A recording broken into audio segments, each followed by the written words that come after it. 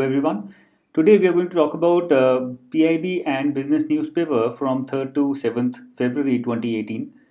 After the launch of the budget or release of the budget on 1st, not much news has been covered other than the budget for the last in the last 3-4 days, and therefore I could not come out with a video because the major news were coming related to the budget only.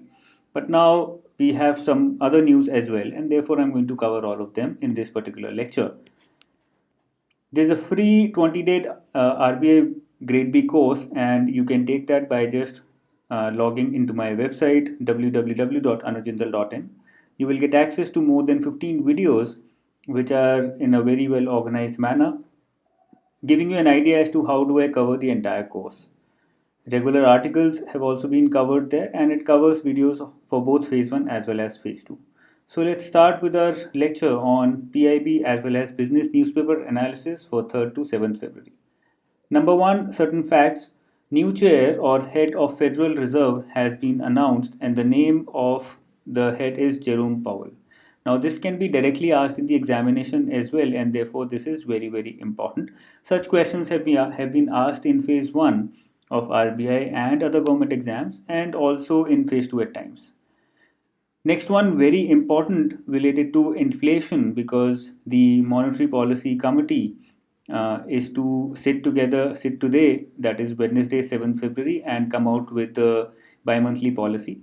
Therefore, it's important that we understand the threats of RBI relating to inflation that have arisen in the recent past. Number 1, rise in MSP announced in the budget. How does it affect inflation? When MSP increases, that means farmers are going to get more money for their produce. So for example, this is a farmer and he was getting rupees 1000 per quintal for his rice produce or wheat produce, but now he starts getting suddenly 15% per quintal. So this 50% increase in his revenue through MSP will give him more money for consumption purposes, and therefore inflation increases in the economy. Next is rise in fiscal deficit from target of 3.2% to 3.5%. How is this going to affect inflation? Is that more fiscal deficit means more inflation in the economy, and the reason for that is fiscal deficit simply is the difference between government expenditure and government revenues, and government expenditure here is more than government revenues. So government is earning, let's say, 100 rupees in a year, but it is spending 104 rupees in the same year.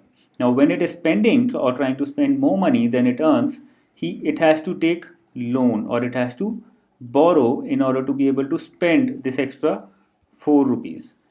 When it borrows from the market, or when it borrows from the international or domestic markets, then this money is pushed directly into the economy, and therefore it becomes, by becoming a part of the economy, it increases inflation in the economy by increasing supply of money. Inflation increases when the supply of money in the economy increases.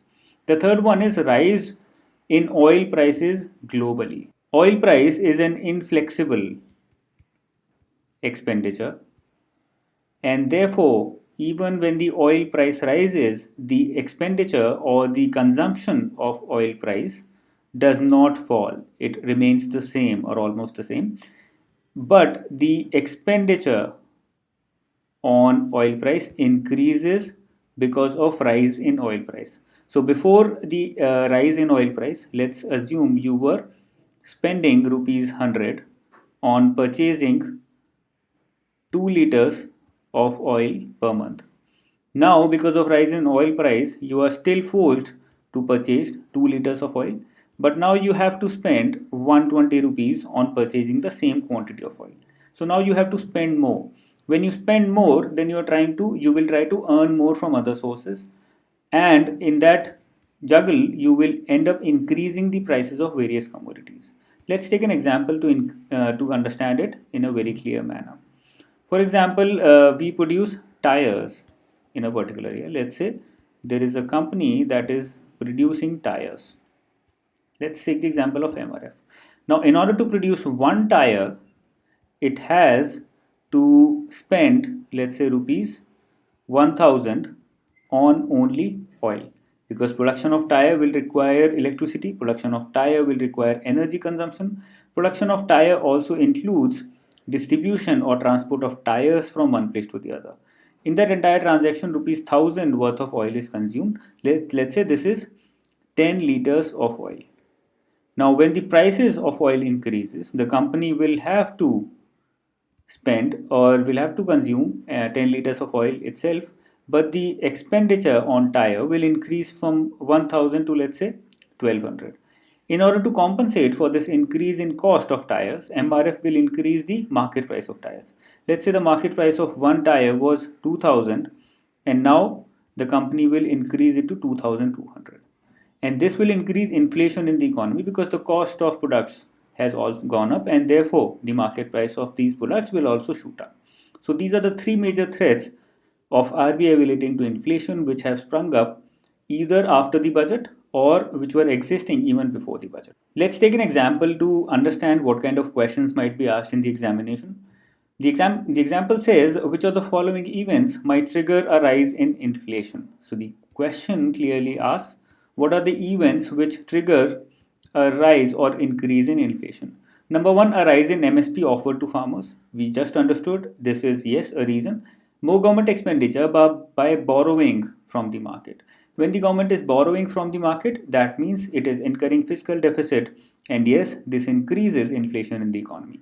A rise in oil prices, yes, this is also a reason because oil prices or oil consumption instead is inflexible, and therefore no matter what the price is, you still have to purchase oil from the market. And the fourth one is a fall in corporate tax rate from 30% to 25%.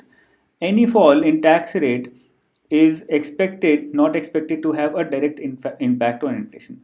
Although if there is a high fall or high reduction in the tax rate for the households, then the inflation is expected to increase by a certain amount.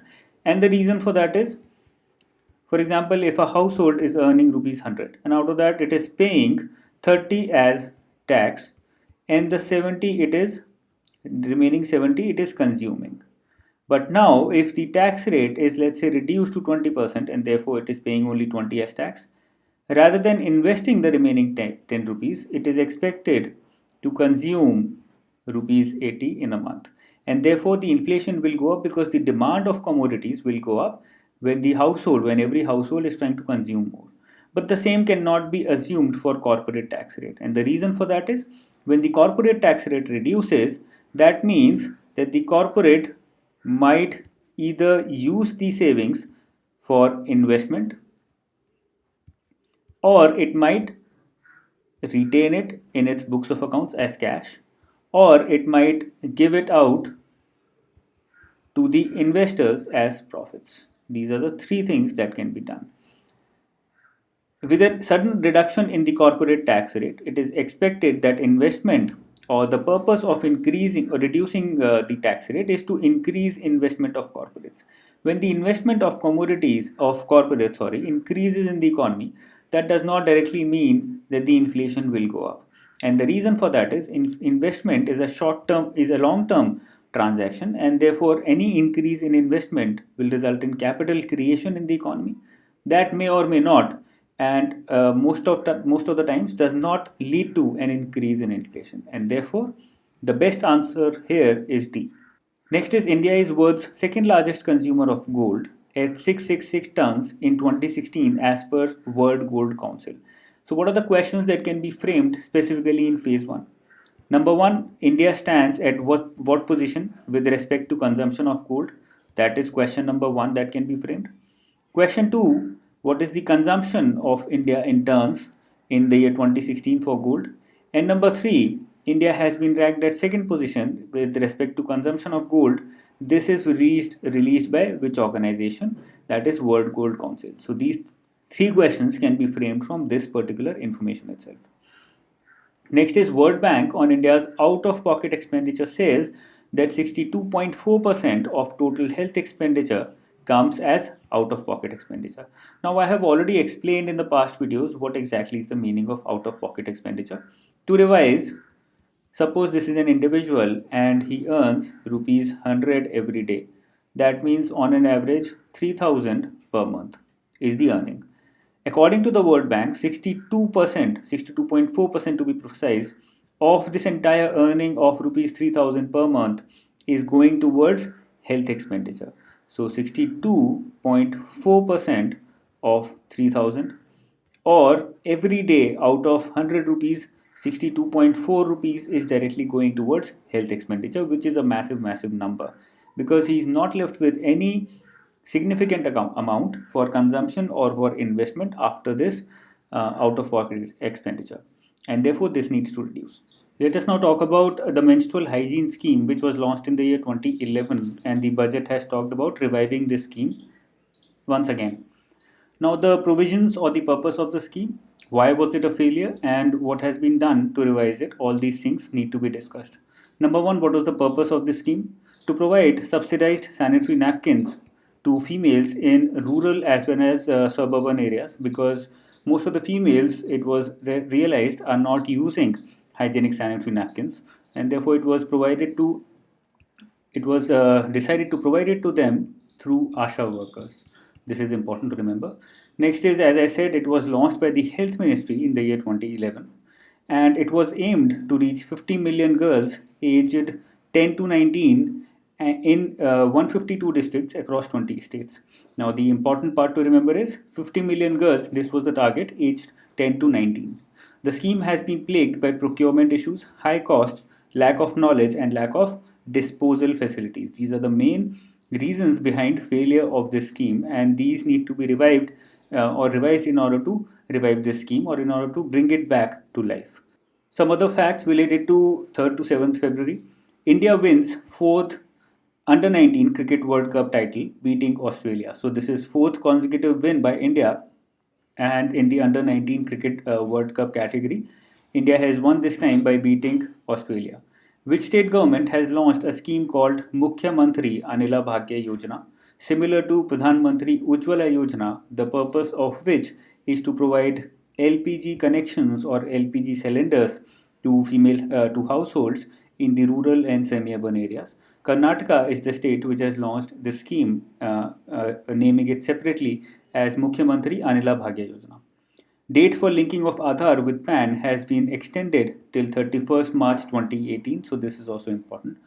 The Golden Conch Award for the Best Documentary by MIFF or Mumbai International Film Festival has been given to Austrian filmmaker Stephen Bohun's, whose documentary Brother Jacob, Are You Sleeping has been provided this award for documentary or in the documentary category. So this can be asked directly in the examination as well, specifically in phase 1 of the examination. Who is the filmmaker? Stephen Bohun. And secondly, what is the name of the documentary? Brother Jacob, Are You Sleeping? These two things are important. Next is, what are the reasons for global market fall? So market has been falling since the declaration of the budget or the release of the budget. And it's important to understand the major reasons for this fall in global markets. Number one, investors are re-rating stocks based on higher inflation and higher interest rate expectations. Now, inflation is also going up worldwide, and interest rates in India as well as in the United States and many other countries is also inching up. And therefore, the investors are re-rating these stocks because with higher inflation, real returns on these stocks reduces, and with higher interest rates, the expectations of returns on stocks also increases. Therefore, the present stocks become less valuable or less incentivizing to these investors. Next is, Indian banks are sitting on a stressed asset pool of over 10 lakh crore. So this is also a cause for worry. Next is National Health Protection Scheme, which has been launched in 2018 budget itself. What are the provisions related to this scheme? This has already been discussed in the budget lecture which was created last time. But I'm rediscussing and discussing some additional features also related with this scheme. Number one, hospitals with staff strength of more than 20 can be a part of the scheme. Number two, the cashless Aadhaar enabled scheme with a 60-40 center and state share will tentatively be rolled out in October. So the important point to remember here is what is the share between center and state in this particular scheme.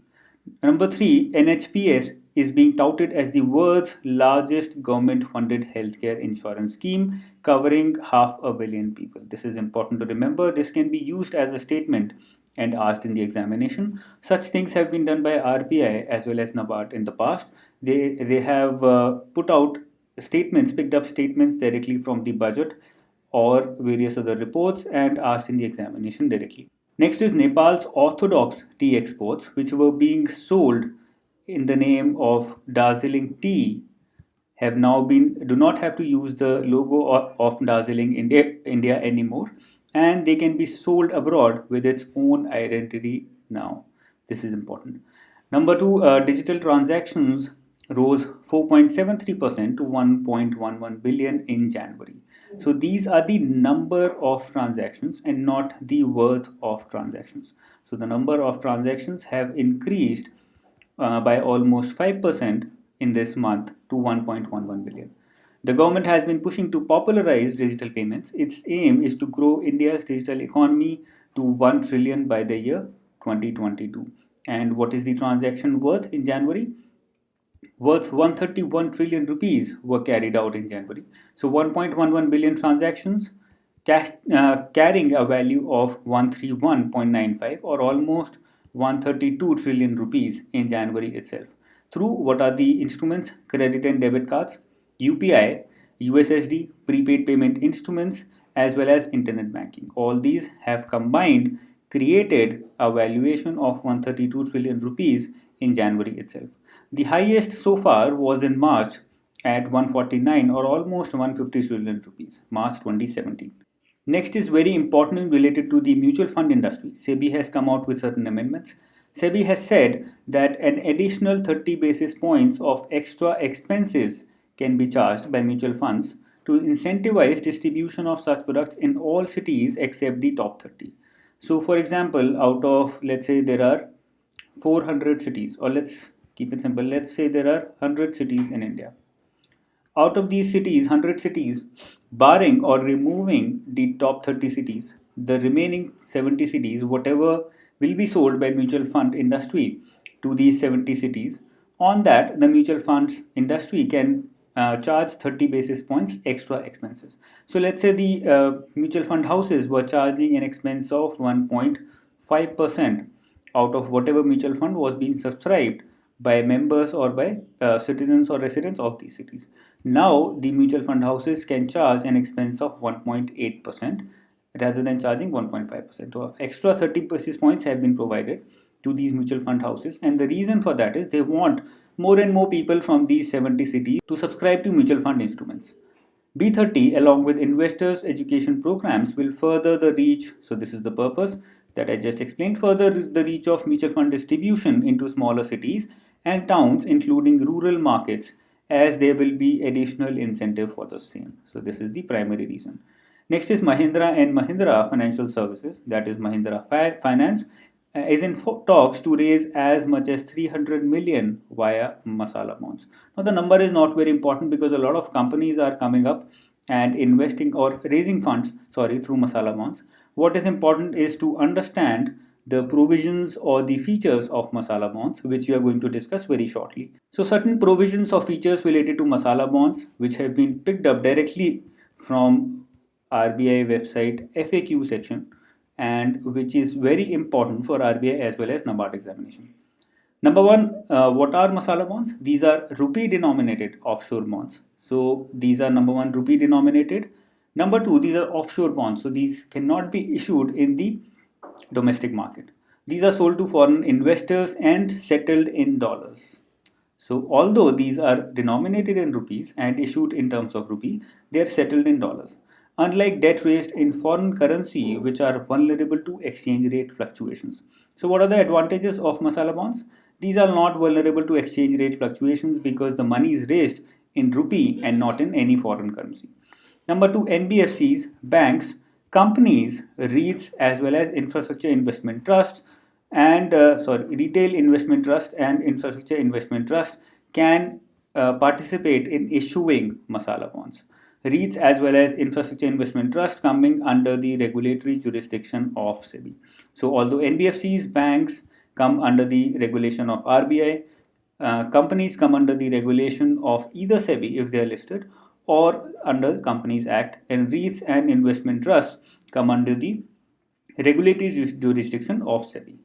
Masala bonds are considered a part of external commercial borrowings. This was specified in the year 2017 itself. Multilateral and regional financial institutions can now invest in masala bonds. So this is another very important point.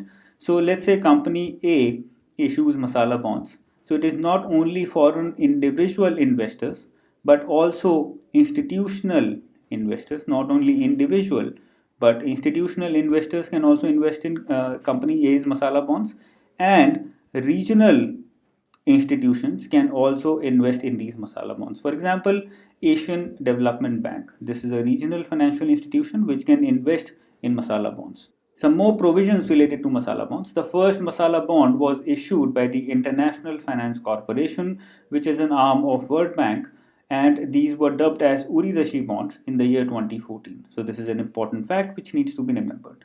Now the most important part which can actually be played around with RBI and asked in the examination is, where are masala bonds counted under capital adequacy ratio? As per the RBI, so if a company or a particular bank or an NBFC is issuing masala bonds, it can issue it as a perpetual debt instrument also. When it does so, it is qualified for inclusion as additional Tier 1 capital in capital adequacy. Now, you all know what are the capital risk to adequacy ratios formula. Tier 1 capital plus Tier 2 capital upon risk weighted assets. So, Tier 1 capital also includes additional Tier 1 capital, and masala bonds become a part of additional Tier 1 capital if it is issued as a perpetual debt instrument. Otherwise, it is qualified as a Tier 2 capital. The minimum maturity period for masala bonds has been raised to US $50 million. This is important if the maturity period is 3 years, and if the amount is more than $50 million, then the maturity period is raised to 5 years. So both these numbers are important. They can be asked in the examination as well. The bonds cannot have any optionality clause for prepayment before completing applicable maturity. This means that the company cannot come forward before 3 years or 5 years and say that you can sell these bonds back to me and I will give you the money. The prepayment is not possible.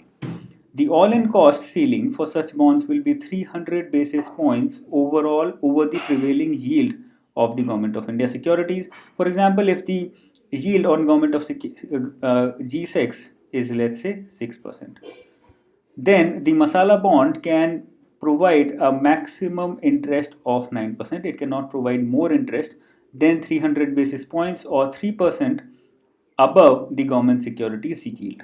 Let's take a question on masala bonds. Which of the following is not a feature of masala bonds? Number one, masala bonds are rupee denominated but settled in dollars. This is a feature. They are added in AT Tier 1 or Tier 2 for capital adequacy purposes. This is also correct. Companies, NBFCs as well as banks can issue these bonds. Next is masala bonds were first issued by ADB in the year 2014 to provide additional source of funds to India. The answer, if you have not gone through with it, might get confused. The answer is that masala bonds were first issued by IFC and not ADB in the year 2014 to provide additional source of funds to India, and therefore this is not a feature, and this is our answer for this question. So this is all related to current affairs from business newspaper as well as PIB from 3rd to 7th February 2018. You can subscribe to my channel if you like this lecture. You can also join the Telegram group as well as Telegram channel for regular updates as well as discussions, and the link for both of them is available in the description section below.